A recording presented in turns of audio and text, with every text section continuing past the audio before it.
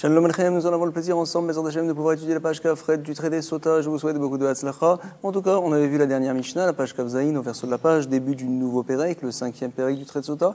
On avait dit là-bas dans la Mishnah, on le reprend ensemble, la première ligne, Keshem Shamaim Bodkimota, Karamaim Bodkinoto, de la manière que les eaux vont vérifier madame, est-ce qu'elle a fauté. Également, elles vont vérifier monsieur. De qui on parle, on va le voir tout de suite. Nous dit la Gemara tout de suite, on est donc à la dernière ligne de la page Kaf Zayin.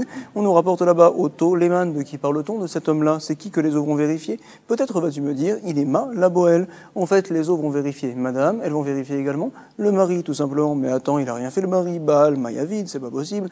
Ah, peut-être vas-tu me dire que oui, en effet, véritéma, dei idbe avon, batkele maya. Ça veut nous dire que si jamais il a une faute, dei idbe avon, alors les eaux vont le vérifier monsieur. C'est-à-dire, en fait, que monsieur, bien sûr, n'a pas le droit d'aller avec sa femme tant qu'il ne lui a pas fait boire les eaux. En effet, il l'a prévenue de ne pas s'enfermer, elle s'est enfermée, alors donc madame lui est interdite. En fait, on voudrait peut-être apprendre ici, dans la Mishnah, que les eaux vont vérifier non seulement madame, mais également monsieur. Si jamais madame a fauté, et que monsieur aussi également donc a fauté, il est parti avec elle entre-temps, le mari, il est parti avec elle avant que madame vienne à boire, alors les eaux également vont tuer madame, vont tuer monsieur. Comme ça, peut-être pourrait-on dire, nous dit la Gemara, mais attends, ki idbe avon bedide, mi batkela maya ledida. C'est pas possible de dire que les eaux vont vérifier les deux à la fois, comme on le comprend dans la Mishnah. Pourquoi? Parce que si jamais monsieur est parti avec elle entre-temps, avant qu'elle monte au Beth Amikdash, madame, alors finalement les eaux donc ne vont pas vérifier madame. En effet, on l'apprend dans une braïta. Tu sais quand est-ce que les eaux vérifient madame? Uniquement quand l'homme est donc, on va dire, tout propre, il n'a fait aucune faute. C'est ce que l'on voit tout de suite. Ve'atania, il est enseigné en effet dans une braïta. Dans Bamidbar, il est marqué Venika aish me'avon, ve'aisha hahi Tissa et Ravona, que l'homme, il va être propre de toute faute, et donc la femme, elle va prendre donc justement toute sa faute sur elle. C'est la raison pour laquelle elle est morte en effet. Le passouk en fait veut nous dire que monsieur, ne t'inquiète pas, si madame elle est morte, c'est pas de ta faute. Toi en fait tu es propre, tu n'as aucune faute. C'est vrai. Mais en effet, on apprend également de ce passouk là, puisqu'on parle de monsieur et de madame en même temps, pour nous dire, tu sais, quand est-ce que les eaux vont vérifier madame? Quand monsieur est finalement naki, qu'il n'est pas parti avec sa femme Beissour. Bisman, justement chez Aish Menukeme Avon, Amaim Botkim et Ishto. Par contre, Enaish Menukeme Avon, l'homme n'est pas propre de tout reproche, alors dans ce cas-là, les eaux ne vérifient pas madame, Enamaim Botkim et Ishto. Donc forcément, on ne peut pas comprendre la Mishnah et dire que les eaux vont vérifier madame et en même temps son mari. C'est pas possible. Si le mari l'a fauté, madame, auquel cas, ne sera pas vérifiée. Donc finalement, on se doit de comprendre que Otto, l'homme dont on parle dans la Mishnah, c'est quelqu'un d'autre. On va le voir tout de suite. Vela, la Boël, on parle en fait de l'homme qui s'est enfermé avec madame, tout simplement. Si jamais madame a fauté, alors les eaux vont tuer madame, c'est vrai, et également le Boël, l'homme avec qui elle était enfermée, il viendra mourir comme s'il avait bu les eaux finalement. Vela la Boël. Mais la Gemara, ça la dérange de dire une telle chose. Pourquoi? De la même manière que dans la suite, quand on parle du Boël, on dit son nom en toutes lettres, Boël. Ici aussi également, pourquoi dit-on Otto? Les eaux vont le vérifier à lui, c'est démonstratif. On aurait dû dire les eaux vérifient le Boël, je ne comprends pas. Litné, donc finalement on aurait dû me l'enseigner, comme on l'a dit clairement par la suite également, Kedektane Sefa. Qu'est-ce qu'on avait dit dans la Sefa? Keshem chez Asura la Baal, car Asura la Boël, madame, comme elle est interdite à son mari, tant qu'elle n'a pas bu les eaux, également elle est interdite au Boël. Si jamais donc son mari vient à la divorcer, ou bien vient à mourir, madame ne pourra plus jamais se remarier avec l'homme, donc avec qui elle s'est enfermée, avec le Boël. Point. Alors la Gemara nous dit, oui, on peut très bien dire que dans la Mishnah, on parle du Boël en effet. Léolam, la Boël. Ah, pourquoi là-bas il est enseigné auto, démonstratif, on ne dit pas son nom, bien que par la suite on l'a rapporté. Vereisha, tu sais, au début de la Mishnah, puisque Aïdetana Ota, puisqu'on a dit Ota, elle, alors également on dit auto, démonstratif, donc finalement au masculin. Tané, auto. Par contre, dans la Sefa, puisque l'on parle du Baal, du mari, alors on dit le Boël également en toutes lettres, tout simplement, comme ça la Gemara nous dit. Sefa Aïdé, puisque t'es Tana Baal, Tana Boël, 2 points. En tout cas, on a compris le début de la Mishnah. On va essayer de continuer. Il a été enseigné dans la Mishnah, d'où c'est que j'apprends que le Boël également va mourir si jamais madame a fauté avec cet homme-là, alors l'homme également va mourir. D'où je l'apprends, parce qu'il est marqué dans la Torah, Vebaou. Alors, chez Nehemar, Vebaou, Vebaou, comme ça il est dit dans la Mishnah. En tout cas, on ne sait pas comment comprendre les mots de la Mishnah. Est-ce que la dracha, elle est du fait qu'il soit marqué 2 fois Vebaou, que les os sont rentrés dans le corps de madame, les os sont rentrés, ou Baou Amaïm Amerim 2 fois c'est marqué, et de là on apprend comme quoi non seulement le Baal, mais également le Boël vont être touchés, ou bien peut-être que non, la dracha que l'on fait, c'est parce qu'en fait il y a un Vav, tout simplement, il est marqué Vebaou. En fait, si on voulait dire que les os touchent madame, on aurait dû dire Baou. Pourquoi il est marqué Vebaou? Pour nous dire que les os, apparemment, vont toucher également monsieur. Donc finalement, on ne sait pas ce que la dracha on l'a fait du fait qu'il soit marqué 2 fois Vebaou, ou bien parce qu'il y a un vav en plus, tout simplement Vebaou. Iba il est où? Baou, Vebaou, Kehamar, c'est le vav qui est en plus, c'est de là qu'on fait la dracha, ou bien non, oh, Vebaou, Kehamar, du fait que ce soit marqué 2 fois, on apprend une telle chose. Tashma, on va essayer de répondre à la question. Pourquoi? Il a été enseigné dans la Mishnah, Keshem Sheasur la Baal, Karasur la Boel, tu sais madame, elle est interdite au Baal, elle est également interdite au Boel, d'où c'est qu'on l'a appris? Il est marqué dans la Torah chez Nehemar, Nitmea, Venitmea, il est marqué qu'elle est impure, 2 fois c'est marqué. Alors pour nous dire qu'elle est impure envers le Baal, envers le Boel. Donc comme ça la Gemara comprend pour l'instant.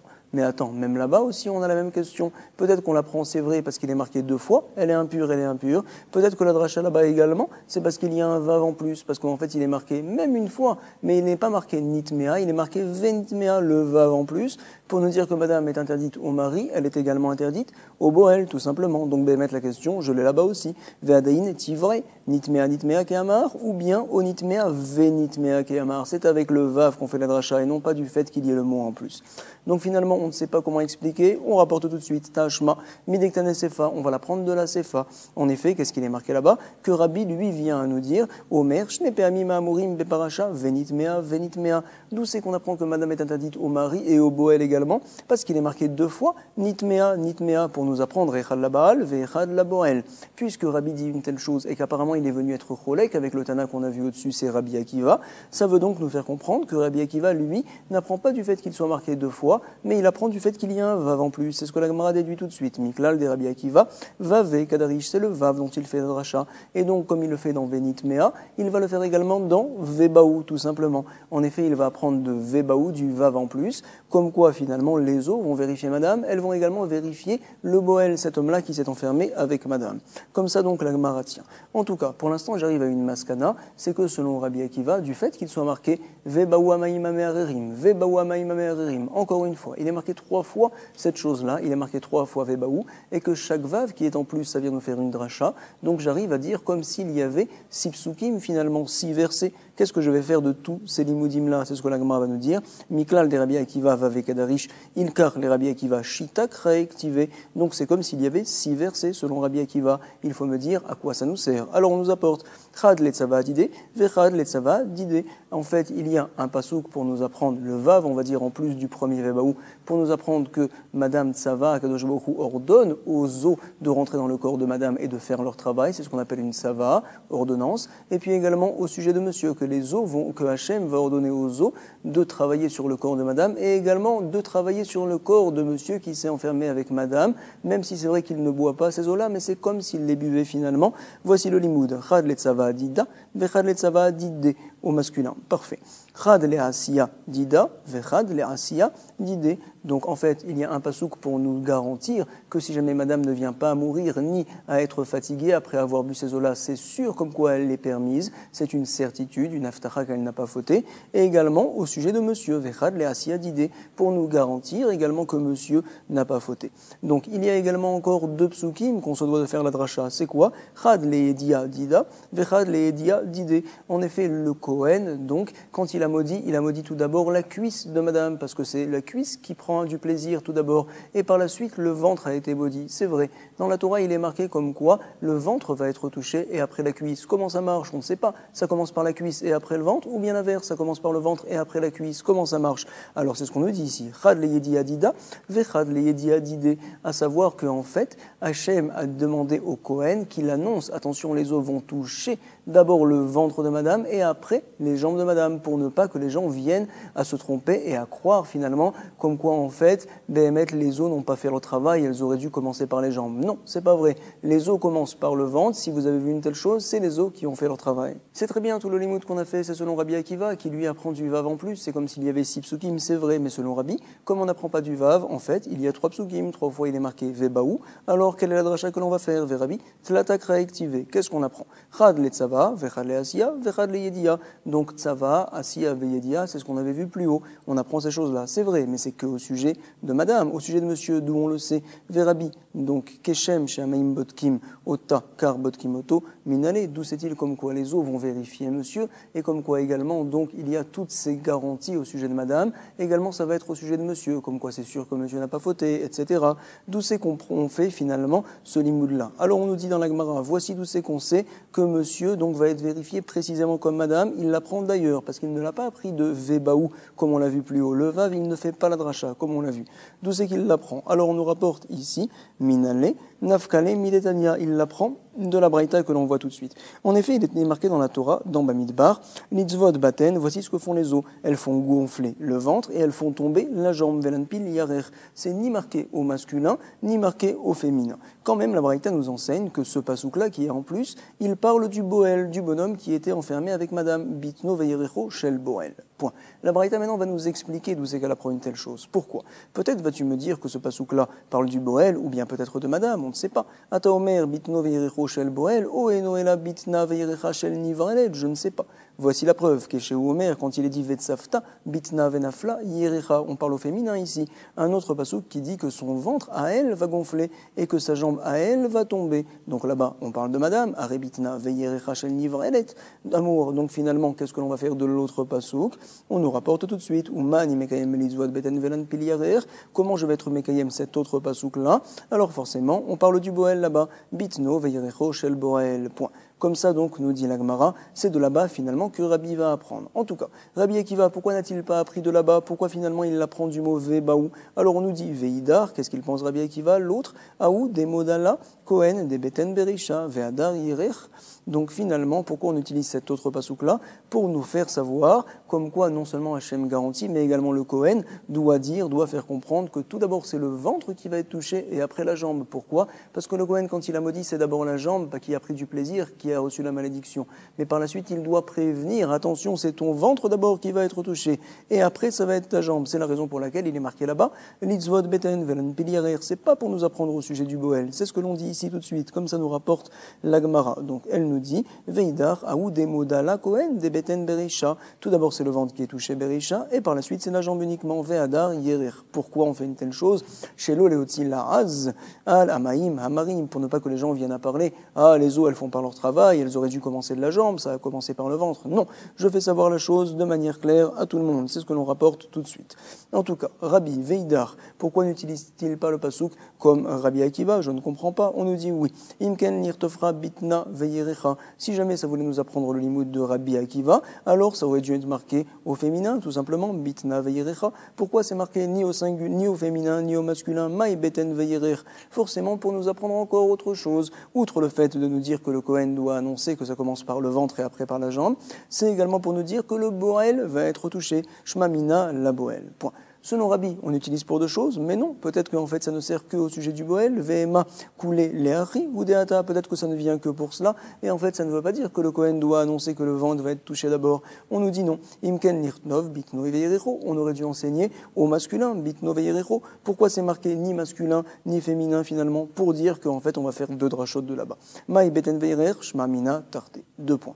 En tout cas, on avait rapporté dans la Mishnah que Rabbi Yoshua a dit à Rabbi Akiva, tu sais la dracha que tu fais, finalement, Nitmea Venitmea, il y a un autre Tana qui s'appelle Zecharia qui est d'accord, qui fait la même dracha, c'est vrai. On va voir maintenant une nouvelle braïta. Tanu Rabanan, Shalosh Peamim, Amorin Beparacha. Il est marqué 3 fois dans la paracha de Sota que madame, elle s'est impurifiée, Im Nitmea, Nitmea, Venitmea. Pourquoi c'est marqué 3 fois? Pour nous apprendre Lama, Echad la Baal, Vechad la Boel, Vechad la Trouma. Pour nous dire donc un pasouk que madame, elle est Nitmea impure envers son mari. Elle est également impure envers le Boel, envers l'homme avec qui elle s'est enfermée. C'est-à-dire que si le mari la divorce ou bien il vient à mourir, tant qu'elle n'a pas bu, alors elle n'aura pas le droit de se marier avec le Boel. Non, tu es interdite à lui pour toujours. Et donc, 3e fois, il est marqué Venitmea. Pourquoi? Pour nous apprendre qu'elle n'a plus le droit désormais de manger de la Trouma. Vechad la Trouma. Par exemple, si elle était mariée avec son mari qui était Cohen, ou bien si jamais son père il était Cohen, et que plus tard son mari vient à mourir, elle n'a pas eu d'enfant. Une fille qui était mariée, qui est revenue chez son père sans avoir eu d'enfant, si le père est Cohen, elle peut manger de la Trouma, c'est vrai, mais celle-là, elle ne pourra pas. Également, c'est la raison pour laquelle il est marqué 3 fois. Echad la Baal, Vechad la Boel, Vechad la Trouma. Ça, c'est les paroles de Rabbi Akiva, d'Ivrei Rabbi Akiva. Vous allez voir maintenant des paroles de Rabbi Ishmael. On aura du mal apparemment à les comprendre, c'est ce que la Gemara nous demandera au verso de la page. Pourquoi? Donc Rabbi Ishmael, il vient dire, mais attends, Rabbi Akiva, le Inyan de Keuna, je l'apprends par Kalva Chomer, comme ça il lui dit. À savoir donc dire que madame n'aura pas le droit désormais de se marier avec un Cohen, si par exemple son mari vient à mourir et qu'elle est veuve avant d'avoir bu les eaux, donc finalement son mari est mort, elle n'a pas eu le temps de boire les eaux, madame tu ne te maries pas avec un Cohen. Kohen, tu es Asura à la Keuna, bien que tu n'es que veuve finalement et que toute veuve est permise au Kohen. Donc finalement, il va dire ici Rabbi Ishmael, mais attends, le Inyan de Keuna, il dit à Rabbi Akiva, je l'apprends par raisonnement a fortiori, par Kalva Homer. Du fait qu'il dit ça, Rabbi Ishmael à Rabbi Akiva, on a l'impression qu'il veut dire à Rabbi Akiva, ce n'est pas la peine d'un pasouk, qu'on peut l'apprendre par Kalva Homer. Mais de toute manière, Rabbi Akiva, du pasouk qu'il n'a pas appris au sujet de la Keuna, il a juste appris au sujet du fait que madame mange la trouma, ça n'a rien à voir. Donc apparemment, on a l'impression, entre guillemets, que le dialogue de Rabbi Ishmael et Rabbi Akiva est un dialogue de sourds. Mais tout ça, c'est parce qu'on ne comprend pas. On va bien l'expliquer. En tout cas, tout d'abord, on lit les paroles de Rabbi Ishmael. Amar Rabbi Ishmael, Kalva Homer, voici le raisonnement a fortiori. C'est quoi? Uma Gerusha Shemuteret la trouma Asura, la Keuna, une fille qui a été divorcée. Alors, cette fille-là, est-ce qu'elle a le droit de manger de la trouma quand elle rentre chez son père si elle n'a pas eu d'enfant? Oui, c'est permis. Et quand même, madame, elle n'a plus le droit de se marier avec un Kohen. C'est plus dur de se marier avec un Kohen que de manger de la trouma. C'est ce qu'on voit ici. Donc, Uma Gerusha Shemuteret la trouma Asura, la Keuna. Alors, à plus forte raison, ici, la Sota. Elle, déjà, elle n'a pas le droit de manger de la trouma. Il le sait, Rabbi Ishmael, on ne sait pas d'où, on en parlera. Zouch Asura Batrouma, à plus forte raison qu'elle est interdite à la Keuna. Et Nodin Asura la Keuna, Vadaï, qu'elle sera interdite au Kohen. Désormais, si son mari vient à mourir, madame, elle est almana, mais comme tu n'as pas bu les eaux, eh ben, tu n'as pas le droit de te marier avec un Kohen, désormais interdit. Point. En tout cas, pour l'instant, on va voir la suite de la Braïta. Il est marqué dans la Torah, tu sais, madame, donc, elle a fauté, elle est impure, elle va mourir. Madame, elle n'a pas fauté, elle n'est pas impure, elle est pure, elle est Metsuyan, elle n'a pas fait de faute, elle va pas mourir, tout va aller bien, elle va avoir des enfants. Comme ça, c'est marqué dans la Torah. Donc, on se demande maintenant sur le Lachon un petit peu. Pourquoi il est marqué là-bas, madame est pure, madame est impure? On aurait dû dire là-bas dans la Torah, si jamais madame est pure, alors, si jamais madame est impure, alors, etc. Pourquoi il est marqué, madame est pure, madame est impure? On a l'impression qu'on veut mettre quelque chose en valeur. C'est ce que l'on va dire ici. Matalmud lomar veinitmea, veilonitmea. Pourquoi il est marqué une telle chose? Imnitmea, la machota. Si on est sûr qu'elle est impure, pourquoi elle boit? Si jamais on est sûr comme quoi elle n'est pas impure, comme quoi elle n'a pas fauté, alors quel est l'intérêt de la faire boire aussi également? La mamashke, imlonitmea, la mamashke. Forcément, pourquoi la Torah a parlé de cette manière-là? Pour nous apprendre quelque chose. Magil lecha katuv, la Torah vient te faire savoir que lorsqu'on a un safek au sujet d'une impureté, on la considère comme du vadaï impur, comme si c'était sûr que c'était impur. C'est la raison pour laquelle il est marqué « Madame est impure » au lieu d'être marqué « Si jamais Madame est impure ». Pour nous dire, quand on a un safek, c'est comme du vadaï. Donc, c'est ce qu'on apprend ici. Chez un safek, asura, point. Comme quoi, le safek, c'est comme du vadaï. En tout cas, mikan atadan, lesheretz. La Gemara ici, la Braïta va nous apprendre un point très important. À savoir que Madame qui a eu une relation, elle s'est impurifiée. Elle a eu de la touma, c'est vrai. Et également, donc, on doit savoir, quelqu'un qui est au contact, par exemple, d'un reptile, alors il a de la touma, il s'impurifie. Donc, peut-être pourrait-on apprendre l'un de l'autre. C'est ce qu'on va dire ici. Mikan atadan, lesheretz. On va apprendre par un Kalva Homer au sujet du reptile. C'est quoi? Si déjà la sota, on sait qu'au sujet de la sota, donc l'impureté, finalement, elle est dure à rentrer chez la personne. Pourquoi? Parce que si jamais elle a fait ça Béchogeg, elle croyait que c'était son mari, mais en fait c'était un autre homme. Alors madame, elle va mourir, elle est impure? Non, elle n'est pas impure. Si jamais également madame a été forcée, c'était contre son gré, elle est impure? Non, elle n'est pas impure. On voit finalement que pour être impure dans la sota, vraiment, il faut le vouloir, c'est difficile. Uma sota chez loi, sabah shogeg kemezid, ones keratson.